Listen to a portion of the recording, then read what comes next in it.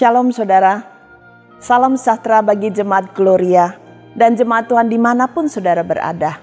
Selamat bergabung di channel ini. Diberkatilah kita yang datang beribadah di dalam nama Tuhan. Saudara, kami percaya kasih dan pemeliharaan Tuhanlah yang menyertai kita, sehingga pada hari ini kita kembali boleh beribadah kepadanya. Mari siapkan hati, Tuhan Yesus memberkati.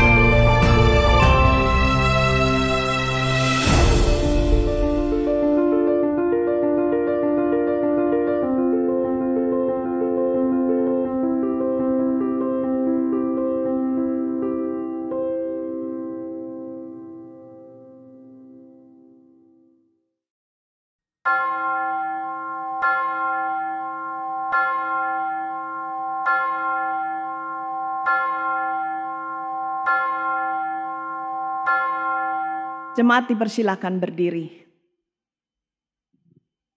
Selamat pagi saudara sekalian. Bersyukur kepada Tuhan yang masih memelihara kita sampai hari ini. Sehingga di hari Sabat ini kita tetap boleh datang menyembah Dia. Kami memberkati saudara dari dalam rumah Tuhan. Mari kita tenangkan diri kita dan kita ambil saat teduh.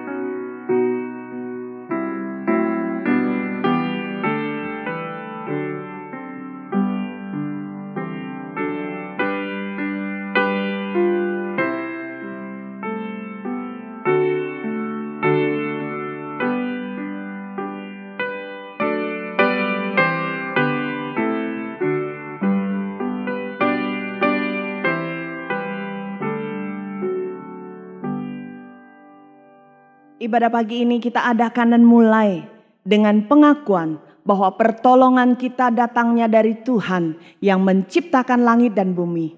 Turunlah atas kita sekalian anugerah dan damai sejahtera dari Allah Bapa, Putra dan Roh Kudus. Amin.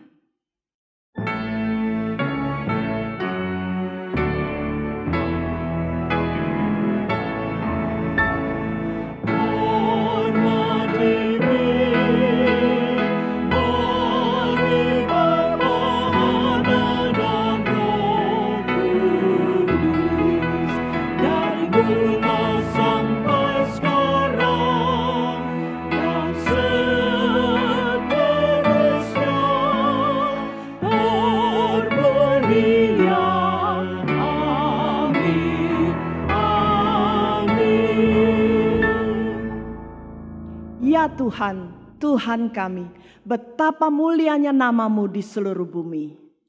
Ceritakanlah kemuliaannya di antara bangsa-bangsa dan perbuatan-perbuatan yang ajaib di antara segala suku bangsa.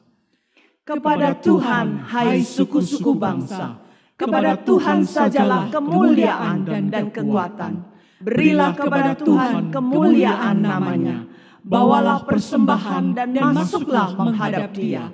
Sujudlah menyembah kepada Tuhan dengan berhiaskan kekudusan. Bersyukurlah dan muliakan Tuhan, sebab Ia baik, bahwasanya untuk selama-lamanya kasih setianya.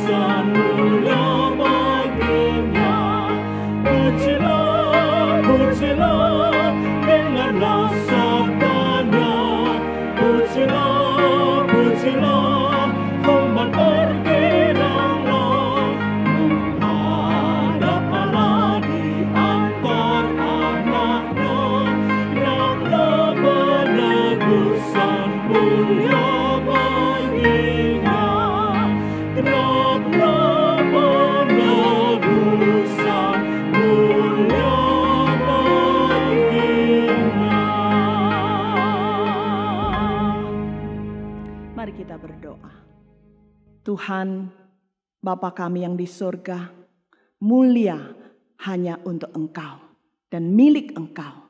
Karena Engkau Tuhan kami, Raja kami, penebus kami, Juru Selamat kami. Kami bersyukur pada pagi ini kami boleh datang beribadah. Bapa di surga, kami sedang berhadapan dengan Allah yang maha besar, maha suci dan mulia. Oleh sebab itu hati kami gentar dan kami harus hormat kepada Engkau. Kami mohon Tuhan sucikan kami terlebih dahulu supaya kami layak masuk di dalam ibadah.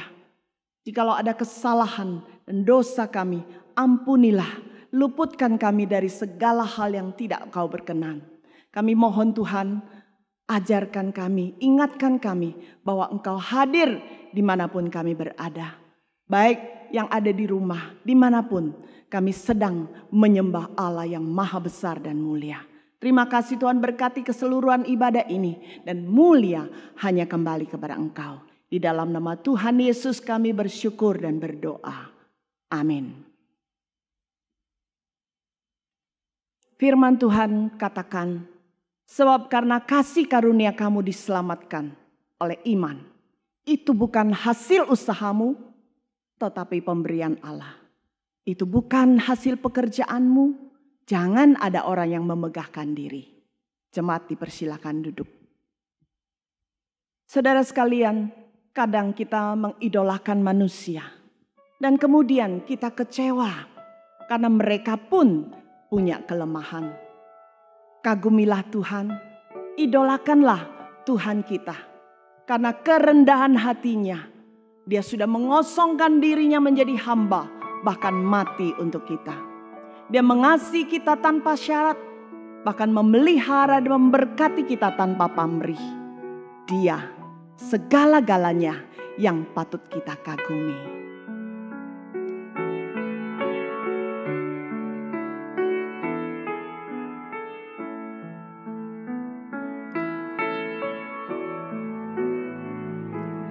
Kau sungguh indah tiada taranya, sungguh menakjubkan, sungguh ajaib tu dimengerti, lebih dari semua yang ada.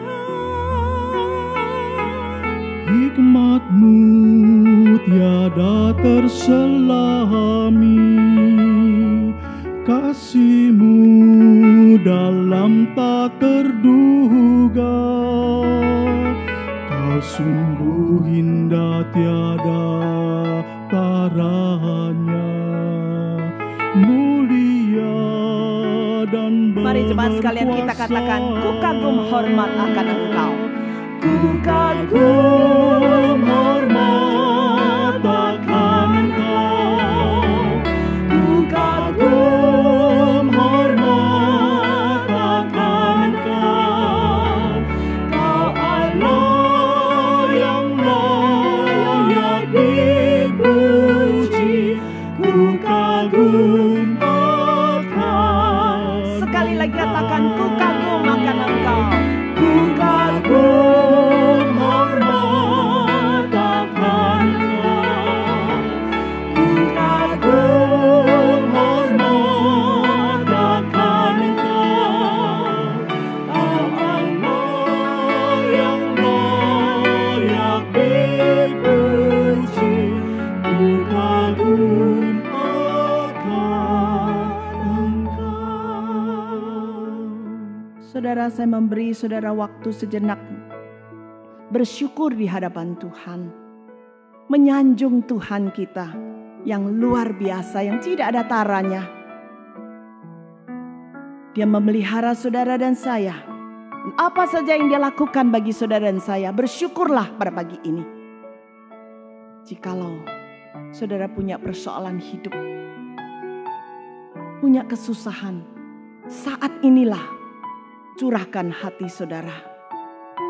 Katakan kepada Dia, aku butuh Engkau. Karena Engkau sungguh besar dan mulia, aku membutuhkan Engkau. Saudara, mari kita berdoa sejenak secara pribadi di hadapannya.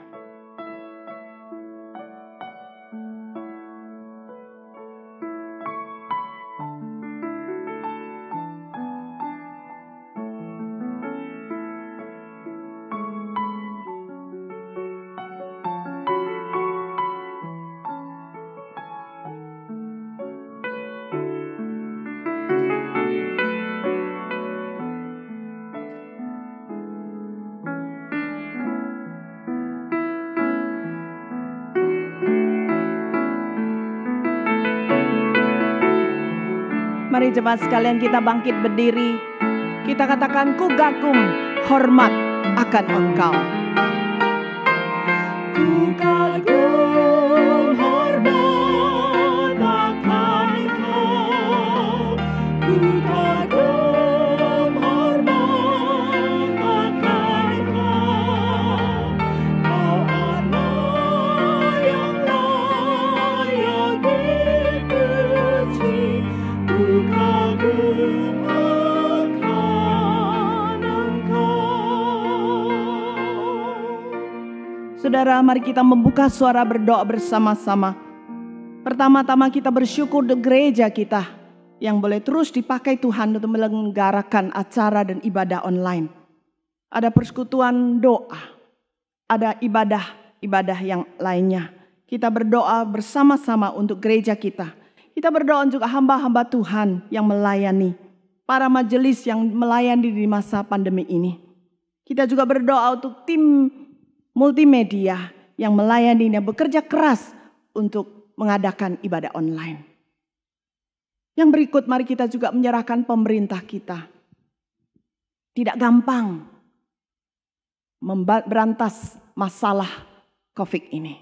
Kita berdoa supaya Tuhan beri hikmat bijaksana kepada pemerintah untuk mengatur semua, menstabilkan kondisi kesehatan maupun ekonomi yang ada. Kita mohon belas kasihan Tuhan dan kesehatan setiap rakyat yang ada. Mari kita membuka suara, kita berdoa bersama-sama. Bapa di surga, kami bersyukur untuk gereja Tuhan, khususnya Gloria, yang dipakai Tuhan di masa pandemi ini untuk mengadakan ibadah-ibadah baik kebaktian doa maupun ibadah minggu untuk melakukannya secara online. Tuhan, Engkau sendiri yang memakai gereja kami menjadi saluran berkat bagi banyak orang, bukan hanya di Surabaya tapi di seluruh Indonesia bahkan di luar negeri. Pakailah siaran-siaran yang dilakukan ini boleh menjangkau banyak jiwa kembali lebih dekat kepada Engkau. Kami juga berdoa untuk para hamba Tuhan, para majelis yang melayani Engkau, berikan hikmat kuasa rohani untuk melayani, supaya kami sungguh hanya bersandarkan hikmat Tuhan dan kuasa dari atas untuk melayani Engkau dan menjadi berkat. Bapa di surga, kami juga berdoa untuk tim multimedia yang melayani Engkau. Tuhan berikan kesehatan yang baik, hikmat bijaksana untuk mengambil setiap rekaman maupun mengeditnya dan memproduksikannya. Tuhan, tolonglah supaya Engkau memampukan mereka untuk melakukan yang terbaik. Karena kami tahu segala sesuatu yang kami lakukan hanya untuk kemuliaan bagi Engkau. Bapa di surga, kami juga berdoa untuk pemerintah kami, bagaimana mereka harus bekerja keras untuk menghadapi masa-masa ini, khususnya COVID-19 ini. Tuhan, tolong beri hikmat bijaksana bagaimana vaksin yang ditemukan ini boleh dipakai dan menjadi berkat bagi rakyat yang ada. Demikian juga Tuhan untuk kestabilan ekonomi, sosial, politik. Tuhan, campur tangan, beri hikmat bijaksana kepada presiden kami, wakil dan menteri-menteri yang ada, supaya mereka bersatu hati bekerja keras di masa-masa pandemi ini. Tuhan, dengar sedoa kami, berkati gereja kami. Kami juga berdoa untuk jemaat-Mu. Jikalau ada di antara mereka yang bergumul untuk sakit penyakit, mereka bergumul untuk ekonomi keluarga mereka, pekerjaan mereka, hutang piutang, ada banyak problema yang sedang dihadapi jemaat-Mu. Tuhan, kasihanilah mereka, tolonglah Tuhan, supaya mereka sekali lagi merasakan Engkau Tuhan yang mulia, Tuhan yang kuasa, menolong mereka satu demi satu permasalahan hidup mereka. Tuhan, dengar dan sempurnakan doa kami, sebagaimana Engkau sudah mengajarkan murid-murid-Mu doa Bapa kami.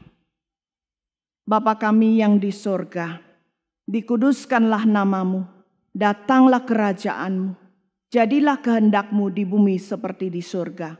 Berikanlah kami pada hari ini makanan kami yang secukupnya, dan ampunilah kami akan kesalahan kami, seperti kami juga mengampuni orang yang bersalah kepada kami. Dan janganlah membawa kami ke dalam pencobaan, tetapi lepaskanlah kami daripada yang jahat. Karena Engkaulah yang empunya kerajaan dan kuasa dan kemuliaan sampai selama-lamanya. Amin. Jemaat tetap berdiri. Kita akan bersama gereja di skala abad dan skala tempat untuk mengikrarkan pengakuan iman kita. Pengakuan iman rasuli. Aku percaya kepada Allah, Bapa yang Maha Kuasa, Khalik langit dan bumi, dan kepada Yesus Kristus anaknya yang tunggal Tuhan kita, yang dikandung dari Roh Kudus, lahir dari anak darah Maria, yang menderita sengsara di bawah pemerintahan Pontius Pilatus, disalibkan, mati dan dikuburkan, turun ke dalam kerajaan maut. Pada hari yang ketiga, bangkit pula dari antara orang mati, naik ke surga, duduk di sebelah kanan Allah, Bapa yang Maha Kuasa, dan dari sana Ia akan datang untuk menghakimi orang yang hidup dan yang mati. Aku percaya kepada Roh Kudus, gereja yang kudus dan am, persekutuan orang kudus, pengampunan dosa, kebangkitan tubuh, dan hidup yang kekal. Amin. Saudara, sebentar lagi kita akan mendengarkan firman Tuhan. Biarlah di dalam hati kita berkata, Tuhan, ku mau dibentuk, ku mau semakin serupa dengan Engkau. Dan biarlah firman itulah yang terus bekerja di dalam kehidupan kita, sehingga kita semakin serupa Dia.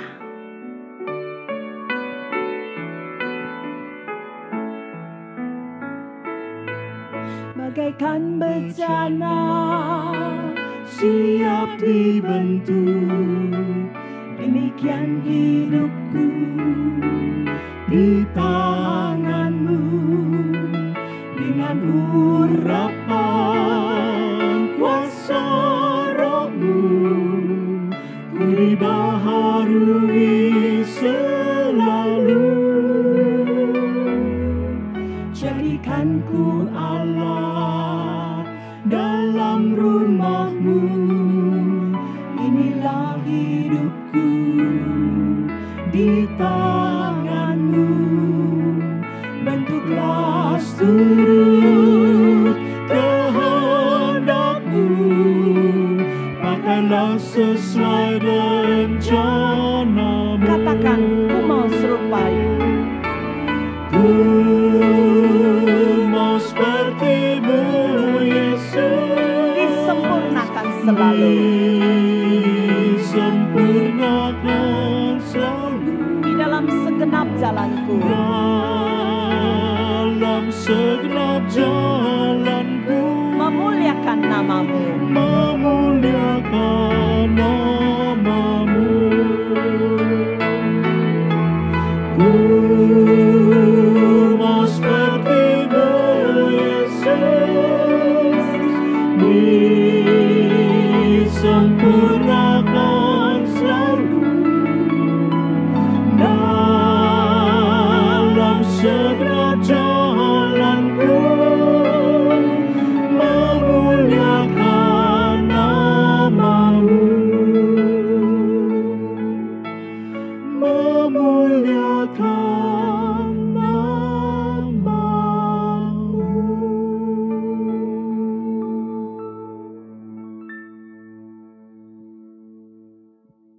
Shalom jemaat sekalian dikasihi Tuhan. Pada hari ini kita akan merenungkan firman Tuhan. Mari kita berdoa sebelum kita akan membaca dan belajar firman Tuhan. Mari kita berdoa.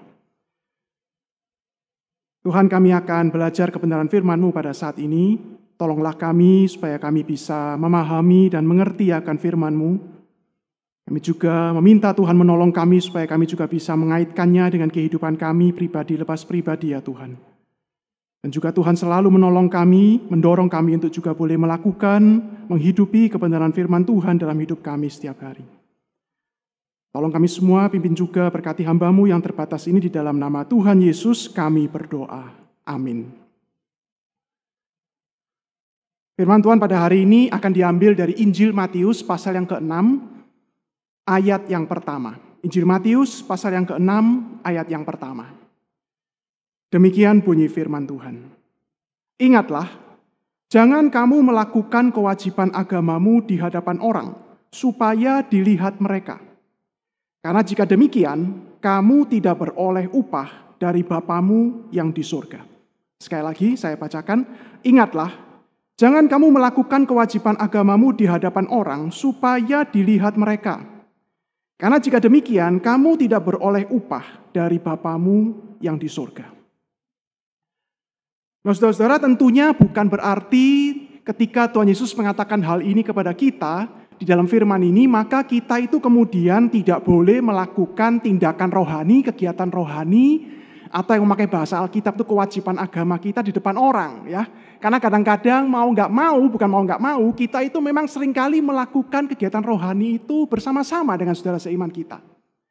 Atau saudara-saudara sekalian, bukan berarti kemudian kita itu kalau selesai melakukan sesuatu, melayani jemaat atau melayani orang lain, maka kita itu kemudian tidak boleh dipuji oleh orang lain. Nah, kalau kita kemudian dipuji, diucapkan terima kasih, pelayananmu itu baik sekali, kita kemudian berkata, ojo dipuji, nanti aku nggak dapat upah dari Tuhan. Nah, tentunya bukan seperti itu, saudara-saudara ya. Tapi ketika kita membaca bagian firman Tuhan ini, saudara-saudara, maka beberapa ahli Alkitab itu mengatakan, Tuhan Yesus itu sedang ingin mengingatkan anak-anaknya. Tuhan Yesus itu sedang ingin mengingatkan orang-orang percaya, bahwa ingatlah, perhatikanlah, hati-hati. Jangan sampai ketika engkau melakukan kegiatan atau tindakan rohanimu, engkau melakukannya itu supaya dilihat orang. Artinya apa? Jangan engkau melakukannya supaya engkau itu mengharapkan pujian atau pengakuan dari orang lain. supaya engkau itu mendapatkan pengakuan dan pujian dari mereka. Hati-hati, jangan sampai engkau melakukan kegiatan rohanimu, entah melayani, ibadah, berpuasa, memberikan persembahan, membantu orang lain, hanya supaya mendapat pengakuan pujian dari orang lain. Jadi saudara-saudara, ini adalah masalah hati, masalah motivasi. Jangan sampai kita kemudian jatuh dalam hal itu. Sebaliknya, Tuhan Yesus mengatakan, hendaklah engkau melakukan itu hanya untuk Tuhan saja. Nah saudara-saudara, seorang hamba Tuhan bernama Martin Lloyd-Jones, di dalam komentari Alkitab yang dia tulis tentang khotbah di bukit ini mengatakan demikian saudara-saudara. Saya langsung terjemahkan dalam bahasa Indonesia. Nah di dalam bagian ini dia mengatakan Tuhan Yesus itu ingin mengingatkan kita semua akan hal ini. Bahwa manusia itu pada naturnya adalah manusia yang menginginkan pujian dari orang lain bagi dia. Daripada dia menginginkan pujian dari Tuhan. Nah karena begitu menginginkan pujian dari orang lain, maka yang dia perhatikan adalah bagaimana dia akan mendapatkan opini yang baik dari orang lain tentang dirinya sendiri. Nah sehingga pada akhirnya ketika menutup bagian ini, saudara, Martin Lloyd-Jones mengatakan, pertanyaannya adalah demikian. Apakah kita itu sedang mencari pujian untuk diri kita sendiri? Atau sebenarnya kita sedang ingin memperkenan dan menyenangkan hati Tuhan? Saudara, kita adalah manusia yang gak suka dinilai kurang baik. Kita ini manusia yang takut dinilai orang lain kurang baik. Apalagi salah satunya di dalam hal-hal rohani, saudara. Apalagi kalau kita ini adalah orang yang terkenal aktif di gereja. Atau seorang yang punya jabatan yang penting di gereja. Atau seorang yang punya status yang cukup terpandang di gereja misalnya. Kita itu gak pingin dinilai kurang baik oleh orang lain. Nah, saya kasih contoh saudara-saudara ya. Saudara-saudara, biasanya setiap kali kita menjelang Minggu, Jumat Agung, dan Paskah, itu di Gereja Gloria, itu kita punya satu disiplin, kita punya satu kegiatan yang namanya malam doa dan puasa. Jadi kita akan kemudian berpuasa pada hari itu, kita akan bertemu, malam harinya di gereja kita masing-masing, kita berdoa, kita belajar firman, mempersiapkan diri kita untuk memasuki masa-masa kesengsaraan Tuhan Yesus, Jumat Agung, kemudian Paskah hari Minggunya. Anda tahu kan ya kegiatan itu.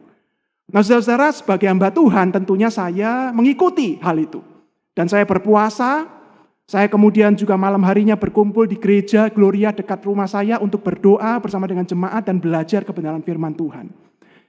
Nah saudara, tapi satu hal ketika saya melakukan itu, saya sadar, saya mesti berpuasa sungguh-sungguh, saya mesti berdoa, membaca firman, merenungkan kesengsaraan Tuhan untuk Tuhan.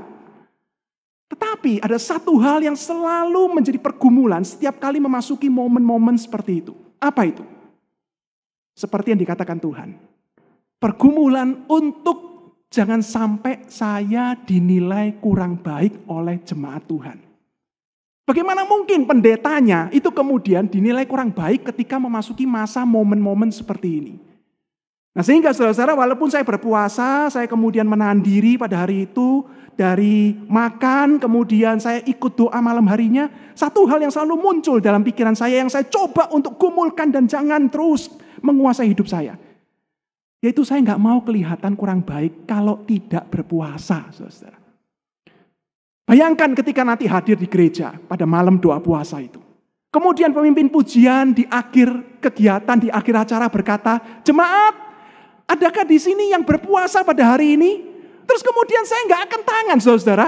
Dan semua orang melihat saya. Ya apa kira-kira saya di hadapan mereka?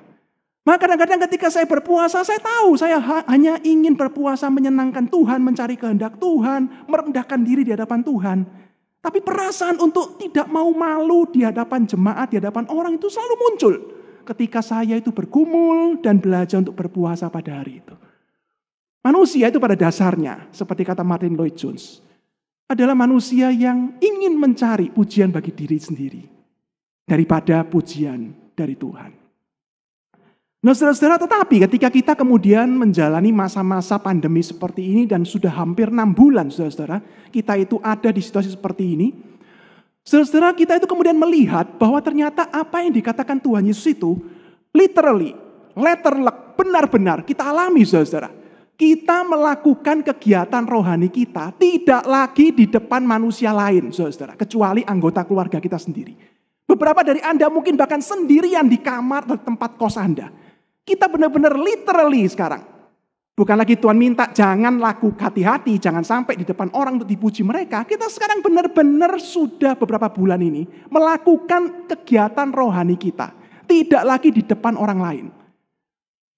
Pertanyaannya, apakah kemudian pergumulan untuk mencari pengakuan dan pujian dari orang lain itu menjadi lebih mudah kita atasi? Rasanya kok enggak, saudara ya. Dari beberapa webinar, beberapa seminar, beberapa percakapan, beberapa hal yang kita dengar, dan mungkin Anda juga melihatnya, Anda juga mengalaminya, rasanya tidak semudah itu kemudian. Ketika di masa-masa kita itu sendiri beribadah di rumah, enggak di depan orang banyak, rasanya enggak semudah itu. Kita itu kemudian bisa bergumul dan terhindar dari mencari pujian dan pengakuan manusia. Beberapa orang kemudian menjadi anak-anak Tuhan, orang Kristen yang bablas dalam kehidupan rohaninya. Benar-benar bablas, saudara. Karena enggak dilihat orang lagi, benar-benar bablas dia. Mungkin kegiatan rohani ibadahnya sudah enggak terbiasa seperti dulu. Toh saya ibadah enggak ibadah yang enggak ada yang tahu. Saya doa-doa yang enggak ada yang tahu. Saya kasih persembahan enggak kasih persembahannya juga enggak ada yang tahu. Siapa yang mau absen kita kayak anak kecil kan?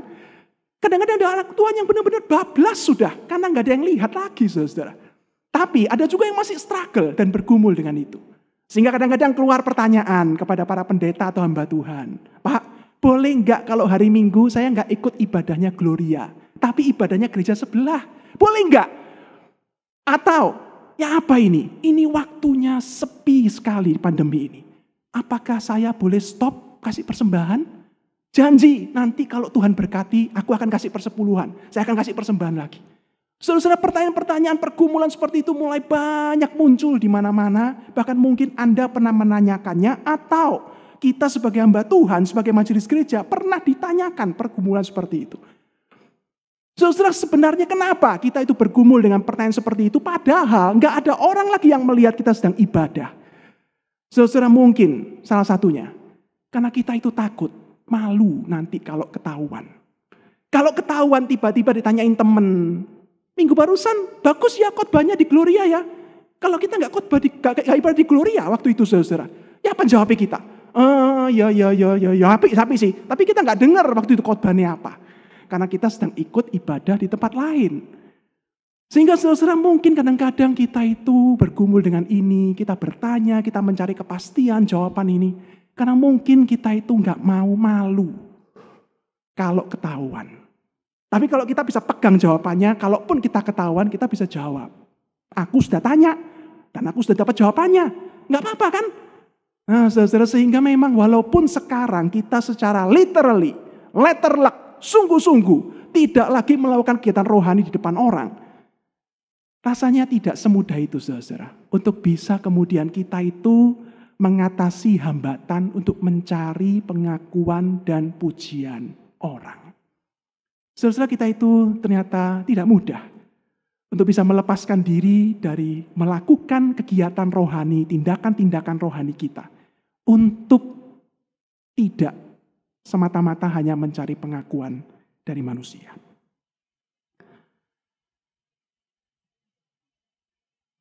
Nah, saudara, tapi ketika kita bergumul dalam hal ini, saudara, jangan kita kemudian berhenti dan kemudian kita membiarkan diri kita bablas, atau kita berhenti dan kemudian tidak meneruskan pergumulan kita di dalam hal ini. Kenapa, saudara? Karena ketika kita membaca Matius pasal yang ke-6 ayat yang pertama dan ayat-ayat berikutnya, saudara, yang masih berkaitan ini, kita tahu sebenarnya Tuhan sendiri, saudara. Tuhan kita sendiri itu adalah Tuhan yang benar-benar merindukan anak-anaknya ketika melakukan kehidupan rohani mereka, menghidupi hal-hal rohani mereka.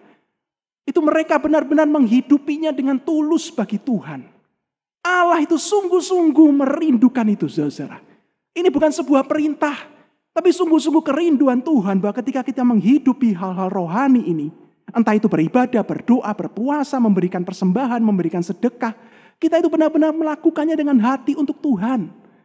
Nah, sampai dikatakan oleh Tuhan Yesus dalam beberapa ayat dalam pasal 6 itu, Allah itu seperti sedang menunggu untuk memberikan kepadamu upah.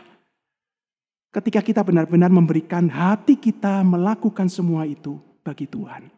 Bukan lagi mencari pujian dari manusia, tapi benar-benar bagi Tuhan. Dan Allah itu seperti sedang menunggu untuk menantikan memberikan kita upah, reward, kata Alkitab, kepada kita yang sungguh-sungguh melakukannya bagi Tuhan. Nah, saudara, apalagi di masa-masa seperti ini, di mana kita itu kemudian tidak lagi melakukan kegiatan rohani di depan orang. Nah, saudara, sebenarnya Tuhan itu kasih kita kesempatan tidak lagi mungkin terlalu pusing dengan kata orang. Dalam bahasa sederhana ya, nggak terlalu lagi kita itu banyak memikirkan apa kata orang.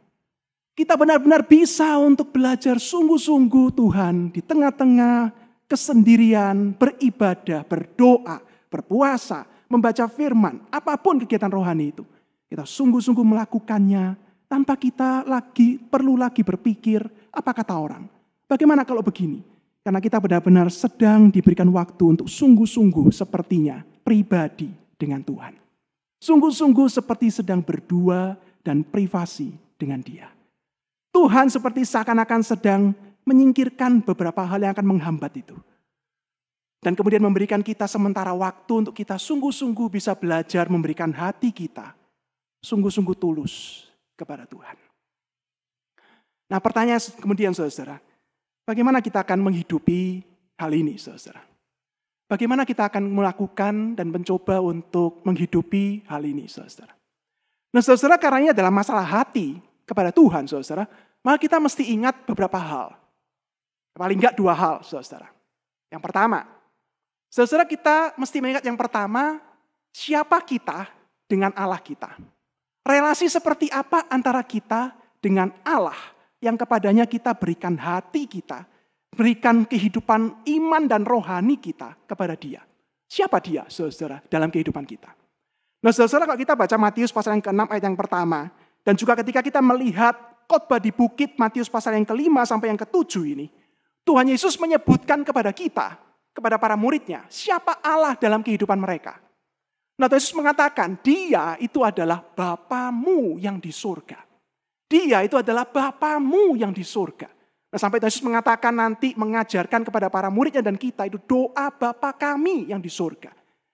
Nah, saudara, Allah yang adalah Bapa kita yang di surga, itu bukan cuma panggilan, bukan cuma sebutan, bukan cuma nama lain. Bukan cuma sesuatu yang membuat kita itu merasa akrab dengan sebutan itu. Seperti kalau anak remaja panggil temannya itu friends, bro, sis. Bukan sekedar sebutan itu, saudara. Bapa yang di surga itu benar-benar Dia adalah Bapa kita yang di surga. Yang menyelamatkan kita di dalam Kristus. Yang kemudian dalam Kristus mengangkat kita menjadi anak-anaknya. Dan Tuhan Yesus berkata, kamu bisa memanggil Dia sebagai Bapamu yang di surga. Yang kedua, siapa Dia, Bapa di surga? Yang berkaitan dengan hati kita. Apa kaitannya Bapa di surga itu dengan diri kita, terutama hati kita, di dalam kita membicarakan firman Tuhan ini. Saudara, dalam 1 Samuel pasal yang ke-16 ayat yang ke-7, firman Tuhan mengatakan demikian.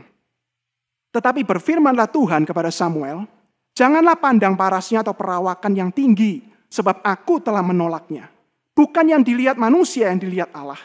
Manusia melihat apa yang di depan mata, tetapi Tuhan melihat hati. Saudara, siapa Dia Bapa yang di surga di dalam kaitannya dengan kehidupan kita, terutama hati kita.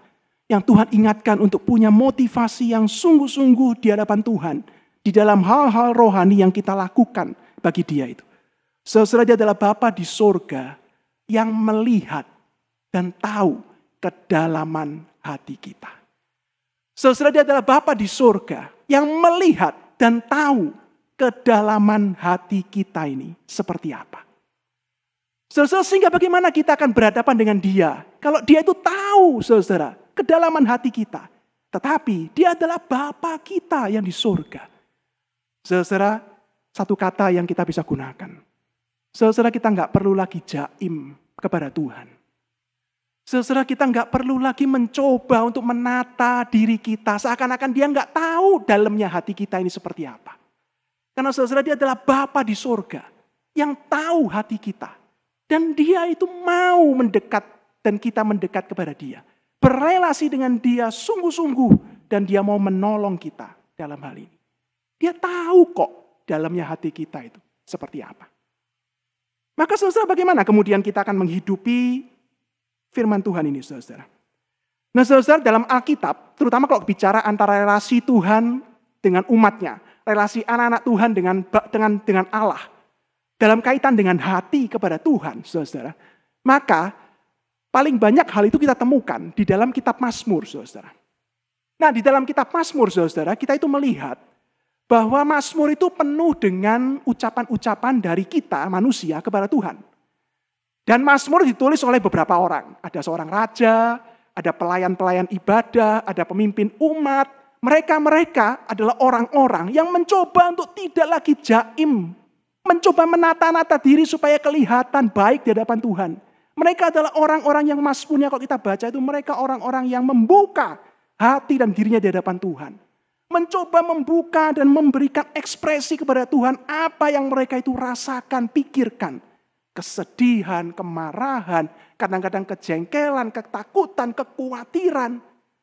Kadang-kadang bahkan jeritan dan mazmur mereka itu.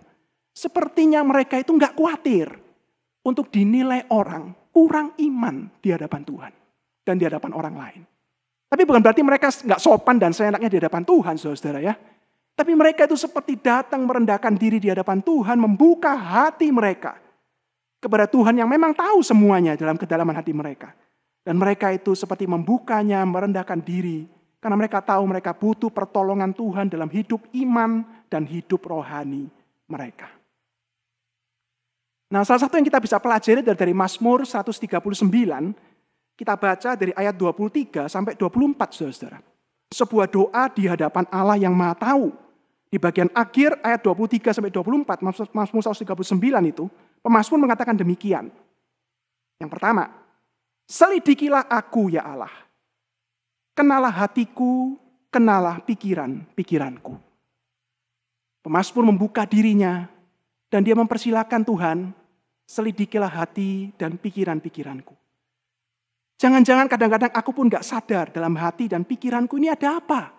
Ketika aku datang beribadah, ketika aku datang menyembah Engkau, dan Kau Maha tahu di hadapanku. Selidiki dan kenalilah hati dan pikiranku. Lihatlah jalan-jalanku. Lihatlah kehidupanku. Jangan-jangan hatiku dan pikiranku sedang jahat.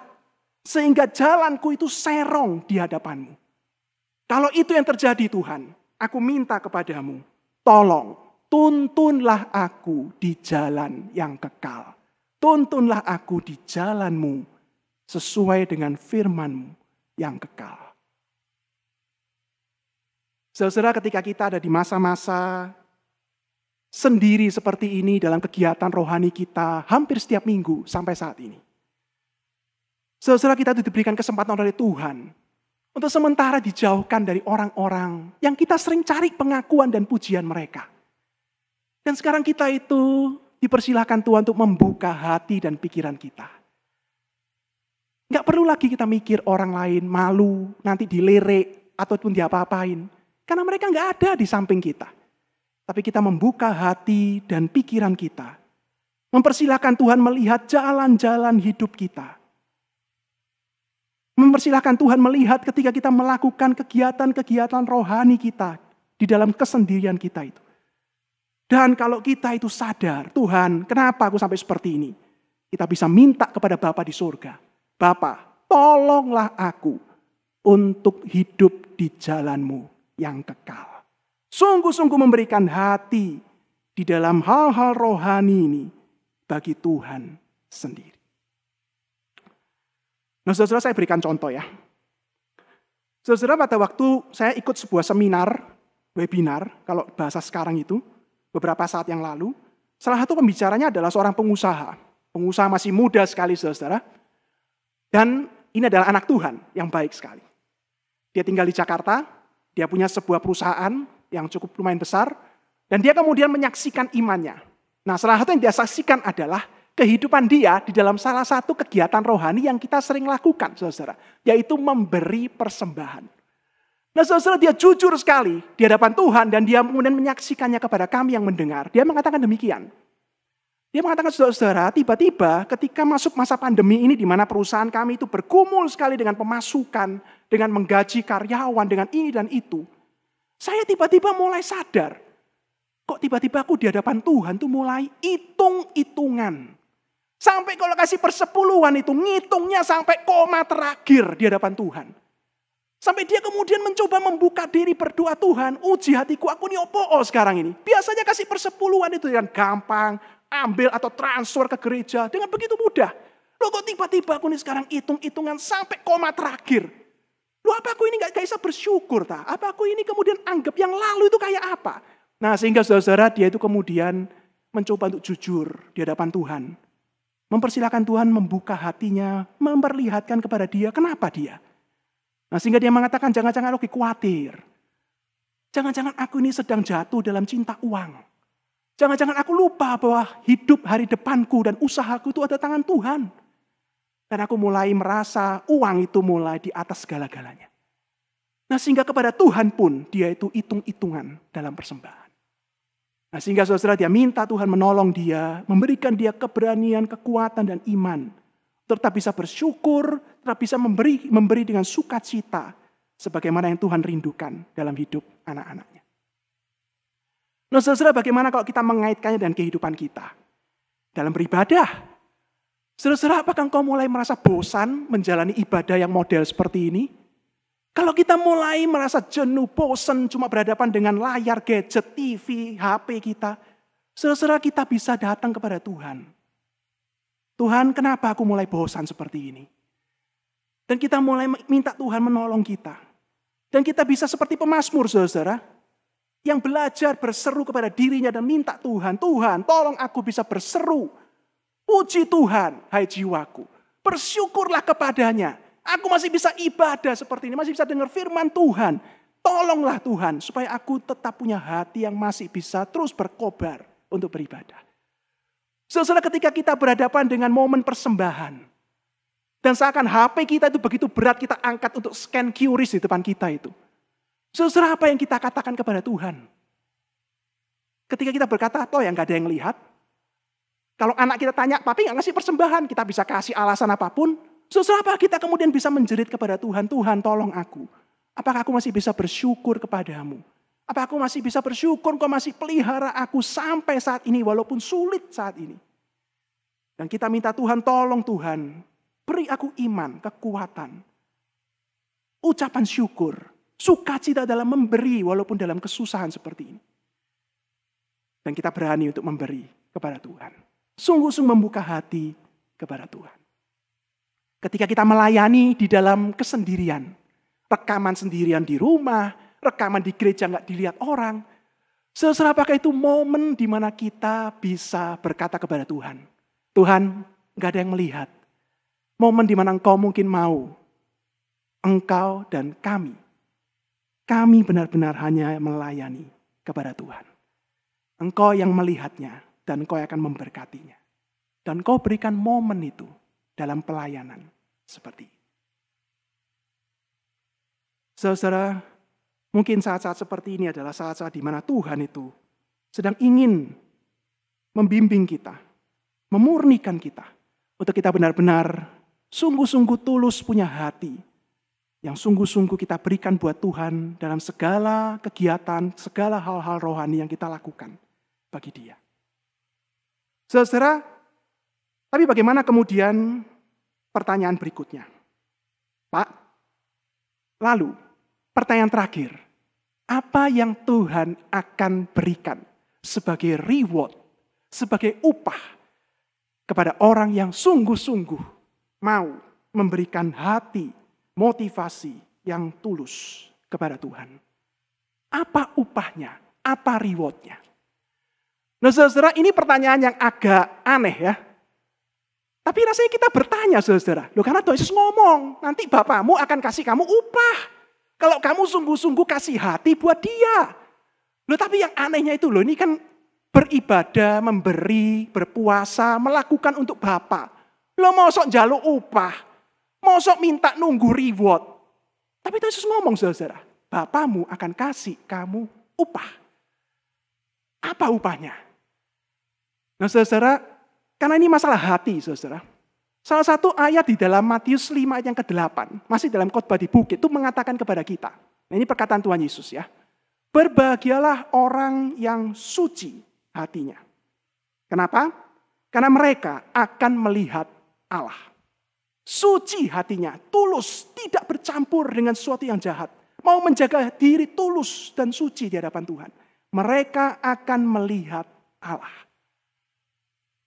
Itu rewardnya. Kalau kita mau menjaga hati, motivasi kita tulus di hadapan Tuhan. Yesus berkata, berbahagialah engkau akan melihat Allah. Pertanyaannya, ya apa caranya melihat Allah? Kalau kita toleh kiri dan kanan, siapa di sebelah kita? Apa artinya melihat Allah, saudara? Nah, saudara, di dalam perjanjian lama itu beberapa tokoh itu dicatat memang pernah bertemu dengan Tuhan, saudara. Salah satunya yang akan saya bagikan itu adalah Ayub. Saudara, Ayub dalam pergumulannya dengan penderitaannya yang begitu hebat, yang kita tahu kalau kita baca kitab itu, saudara. Di akhir, menjelang akhir dari kitabnya dan pergumulannya, Ayub 42 pasal yang kelima, Ayub itu mengatakan demikian, saudara, yang menjadi puncak kemenangan dia di dalam penderitaannya. Ayub mengatakan demikian kepada Tuhan, Tuhan, hanya dari kata orang saja aku selama ini mendengar tentang Engkau. Tapi sekarang mataku sendiri memandang Engkau. Selama ini aku cuma dengar semua dari kata orang. Tapi sekarang mataku sendiri memandang Engkau. Saudara jangan salah mengerti ya. Ayub mengatakan itu bukan karena dia sudah melihat. Iya, kan di terakhir diceritakan Ayub dikembalikan hartanya 2 kali lipat. Anaknya 10 meninggal, dapat lagi anak 10. Saudara, Ayub belum melihat itu. Tapi Ayub sudah berkata, Allah, selama ini aku cuma mendengar kata orang tentang Engkau. Tapi sekarang mataku sendiri memandang Engkau. Apa yang Ayub lihat, saudara, dari Tuhan? Saudara, satu hal yang Ayub lihat. Allah yang menunjukkan diri kepadanya. Yang membukakan isi hatinya kepada Ayub. Bahwa di dalam penderitaan sekalipun Ayub. Aku adalah Tuhan yang tidak melepaskan engkau. Di tengah kehilanganmu yang begitu habis-habisan. Engkau masih punya Allah.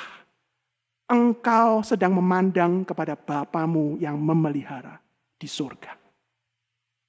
Sehingga saudara ketika Ayub dalam pergumulan itu, bagaimana kita melihat begitu berat pergumulannya, satu titik Allah itu kemudian membuka isi hatinya, membuka firman-Nya kepada Ayub.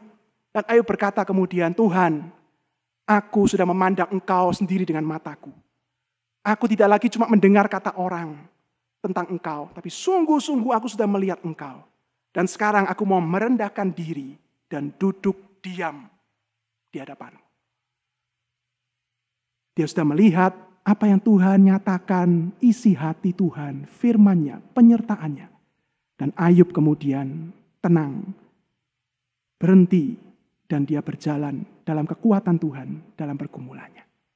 Mataku sendiri sudah memandang Engkau. Saudara, apa artinya? Ayub benar-benar mengalami, saudara, satu pengenalan pribadi yang sangat pribadi sungguh-sungguh di dalam penderitaan, dalam pergumulan yang dia jalani di hadapan Tuhan. Saudara, berbahagialah orang yang suci hatinya karena dia akan melihat Tuhan. Ketika kita beribadah, sungguh-sungguh mau meminta Tuhan menolong kita. Ketika kita memberi kepada Tuhan, memberi kepada orang lain, memberi sedekah dengan hati yang sungguh-sungguh mau belajar bagi Tuhan. Saudara, bukan kita rindu, kita boleh melihat Tuhan sungguh-sungguh mengalami apa yang Tuhan sedang ingin tunjukkan dalam kehidupan kita.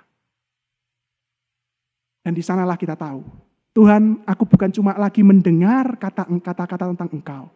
Aku sungguh-sungguh punya pengenalan pengalaman dengan Engkau. Saudara, beberapa saat yang lalu saya menerima satu buku elektronik, saudara ya. Satu buku elektronik yang dikirim oleh seorang teman. Saya bersyukur sekali teman ini mengirim buku ini.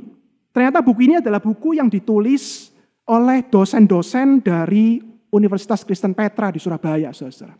Judulnya adalah Mendadak Daring, Refleksi Pembelajaran Jarak Jauh di UK Petra. Jadi para dosen UK Petra itu menulis masing-masing menceritakan refleksi mereka tentang pembelajaran yang selama ini dilakukan secara online. Untuk menjadi berkat, menjadi pembagian mereka kepada sesama pendidik, sesama dosen di sekolah-sekolah atau kampus-kampus yang lain. Nah, mereka berbagi melalui refleksi mereka selama mereka belajar mengajar online beberapa saat ini. Nah, salah satu yang saya bagikan adalah tulisan seorang dosen namanya Ibu Lili Ekasari, saudara. Kita panggil dia Miss Lili, saudara. Nah, saudara, dia seorang dosen, kebetulan dia jemaat di GKA Gloria, saudara. Dan atas izin dari dia, saya membagikan satu refleksi yang ditulis di bagian akhir dari tulisan dia. Nah, saudara, dia mengatakan demikian ketika menjalani pelayanannya, pembelajarannya, kehidupan ibadahnya di dalam masa-masa online seperti ini.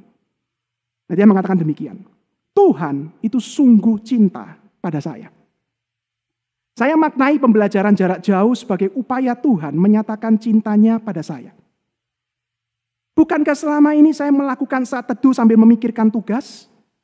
Bukankah selama ini saya sering berdoa sambil mengerjakan tugas? Bukankah selama ini saya melayani di gereja sambil menggerutu atau mengadukan perilaku orang lain seolah-olah Tuhan belum tahu? Bukankah selama bertahun-tahun saya tidak punya kesempatan memperhatikan gizi karena harus makan seadanya dalam waktu seadanya di kampus?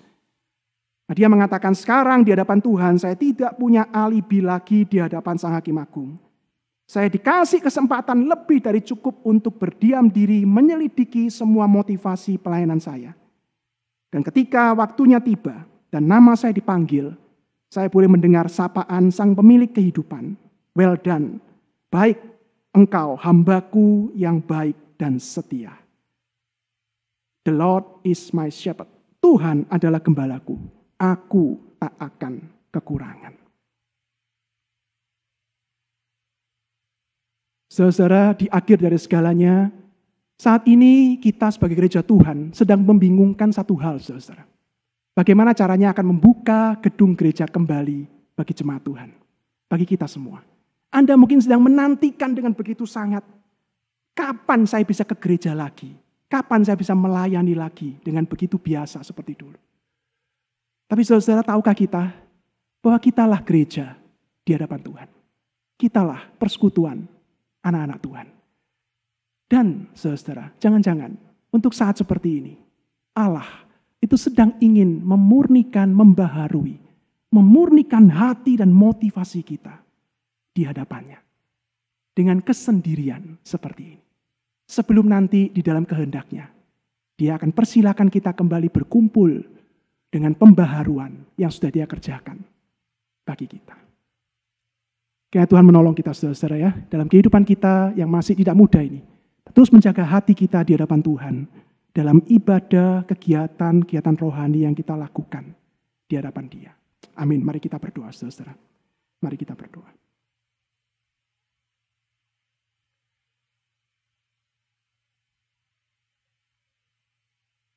Tuhan, di hadapan Bapa di surga yang tahu kedalaman hati kami. Dan yang tidak bisa kami tutupi dengan apapun ya Tuhan. Kiranya Tuhan Kau yang menolong kami di saat-saat kami menjalani waktu-waktu seperti ini. Bahkan Tuhan, sudah berapa saat ini kami menjalani kehidupan rohani kami sangat berbeda dengan sebelumnya. Pelayanan kami berubah. Kehidupan doa kami bersama-sama berubah. Kehidupan ibadah kami berubah. Dan kadang-kadang kami merindukan untuk bisa kembali seperti dulu. Tuhan, tolong kami. Biarlah saat seperti ini Tuhan, ketika kami sendiri bersama dengan Tuhan, kami bersama dengan keluarga di hadapan Tuhan. Tuhan, tolonglah murnikan hati kami. Terus ingatkan motivasi, pikiran hati kami di hadapan Tuhan. Dan supaya Engkau boleh menguduskannya, Engkau boleh memurnikannya, Engkau boleh terus menolong membentuk hati kami, hidup kami Tuhan. Supaya kami boleh menjadi orang-orang yang berbeda. Ketika semua ini berakhir di dalam pertolongan Tuhan. Supaya ketika semua pandemi ini selesai ya Tuhan. Bukan cuma situasi saja yang Kau berubah. Bukan cuma hal-hal di luar yang Kau ubah. Tapi benar-benar kami rindu hidup kami juga Tuhan bentuk, Tuhan ubah sedikit demi sedikit. Pimpin kami semua, gerejamu ini, dalam nama Tuhan Yesus kami berdoa. Amin. Selamat pagi, Jemaat GKA Gloria yang saya kasihi dalam Tuhan. Perkenankan saya mewakili majelis dan hamba Tuhan Gloria untuk menyampaikan beberapa pengumuman. Yang pertama adalah tentang penambahan jam ibadah GKA Gloria. Di dalam rangka memenuhi kebutuhan jemaat Gloria, maka terhitung tanggal 13 September 2020, GKA Gloria akan menambah 2 kebaktian umum. Kebaktian umum pertama adalah pada jam 7 di dalam 2 bahasa Mandarin diterjemahkan ke dalam Indonesia, atau Indonesia diterjemahkan ke dalam bahasa Mandarin. Lalu kebaktian umum kedua jam 9 memakai bahasa Indonesia. Dan kebaktian umum yang ketiga jam 11 memakai bahasa Indonesia juga. Yang kedua, tentang kebaktian emeritasi dan penabisan pendeta. GKA Gloria akan mengadakan kebaktian emeritasi bagi pendeta Andriko dan penabisan pendeta untuk penginjil Purwanti dan penginjil Bambang Tejo. Kebaktian ini akan diadakan pada hari Kamis 29 Oktober 2020 jam 10 pagi di GKA Gloria Pacar. Karena kita masih menghadapi masa pandemi, kebaktian ini tidak dibuka untuk umum. Jemaat dapat menyaksikan melalui link yang akan dibagikan ke masing-masing gereja atau bajem. Yang ketiga tentang persembahan iman misi. Departemen Misi GKA Gloria maupun Bajem telah mengirimkan formulir persembahan iman misi kepada jemaat. Tuhan telah mempercayakan banyak pekerjaan misi kepada GKA Gloria. Misalnya yang ada di Papua, di Kupang, di Kalimantan, dan juga di Gunung Lau. GKA Gloria juga mendukung sekolah-sekolah teologi, badan-badan misi, kehidupan hamba-hamba Tuhan misi, dan mahasiswa teologi. Karena itu kami menghimbau setiap jemaat boleh mengumuli tentang persembahan iman dan memberi persembahan iman ini sesuai dengan beban masing-masing.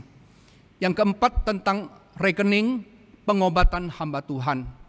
Majelis GKA Gloria telah membuka 1 rekening PCA yang dikhususkan untuk pengobatan hamba-hamba Tuhan dan keluarganya yang sakit. Mengingat saat ini ada 2 istri pendeta Gloria yang sakit dan memerlukan biaya pengobatan rutin yang besar, maka kami menghimbau jemaat yang terbeban bisa mendukung dalam doa dan juga di dalam dana. Dan yang kelima, tentang perjamuan kudus.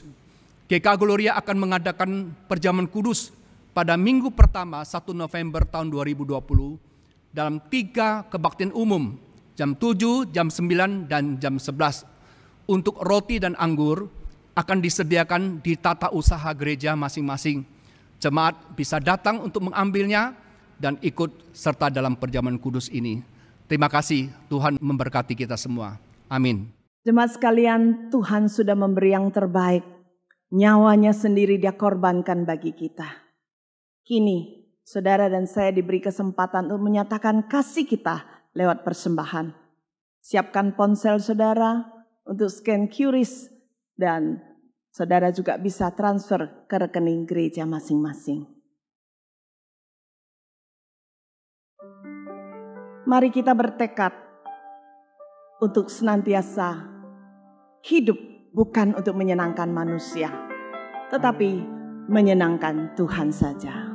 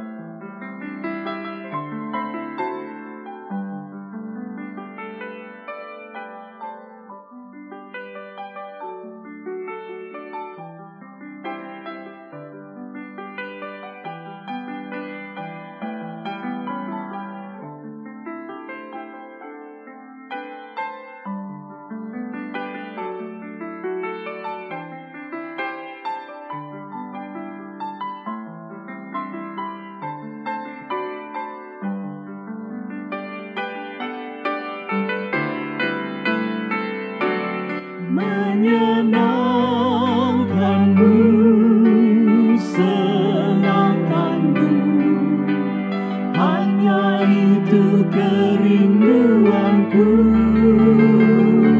menyenangkanmu, senangkanmu, hanya itu kerinduanku. Katakan kepada Tuhan, Tuhan, ku mau menyenangkanmu. Tuhan, bentuklah hati ini jadi bejana Untuk hormat-Mu, cemerlang bagai emas murni. Tuhan, ku serahkan hatiku, Semua ku berikan padamu. Kuruskan hingga tulus selalu, agar aku menyenangkanmu, menyenangkanmu, senangkanmu, hanya itu kerinduanku. Menyenangkanmu, senangkanmu, hanya Mari kita bangkit berdiri, katakan, menyenangkanmu. Menyenangkanmu, senangkanmu, hanya itu kerinduanku. Menyenangkanmu, senangkanmu, hanya itu kerinduanku. Hanya itu kerinduanku.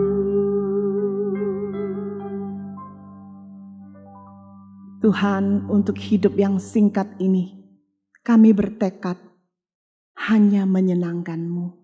Sebagaimana semula Engkau menciptakan kami, supaya kami boleh memuliakan Engkau di dalam seluruh hidup kami. Pada pagi ini, biarlah bukan kata-kata pujian yang kami naikkan, tapi hati kami mengatakan, Tuhan, kami mau menyenangkan Engkau. Bapa di surga, kami bersyukur Engkau sudah melihat ibadah kami dari awal sampai akhir. Engkau juga sudah melihat hati kami yang terdalam di dalam memberikan persembahan yang sudah maupun yang akan memberikan persembahan. Berkatilah kehidupan jemaat-Mu, pekerjaan mereka, masa depan mereka, kerohanian mereka, kesulitan hidup yang sedang mereka alami. Tuhan, tolong mereka. Terima kasih Tuhan, kami punya Tuhan yang hidup, yang memperhatikan kami dari waktu ke waktu. Engkau yang kami senangkan dan muliakan. Di dalam nama Tuhan Yesus kami bersyukur dan berdoa. Amin. Bagi Dia satu-satunya Allah yang penuh hikmat, yang oleh Yesus Kristus segala kemuliaan sampai selama-lamanya. Amin.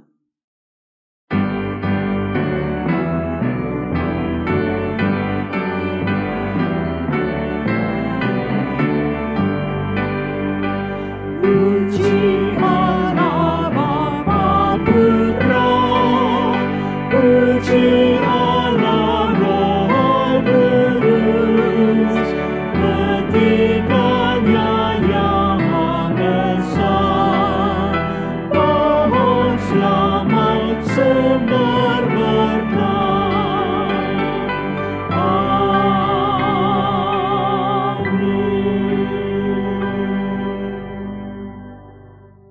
Jemaat Tuhan, mari kita merendahkan diri di hadapan Tuhan dan kita menerima berkat dari Tuhan. Tuhan memberkati engkau dan melindungi engkau. Tuhan menyinari engkau dengan wajah-Nya dan memberi engkau kasih karunia. Tuhan menghadapkan wajah-Nya kepadamu dan memberi engkau damai sejahtera. Amin.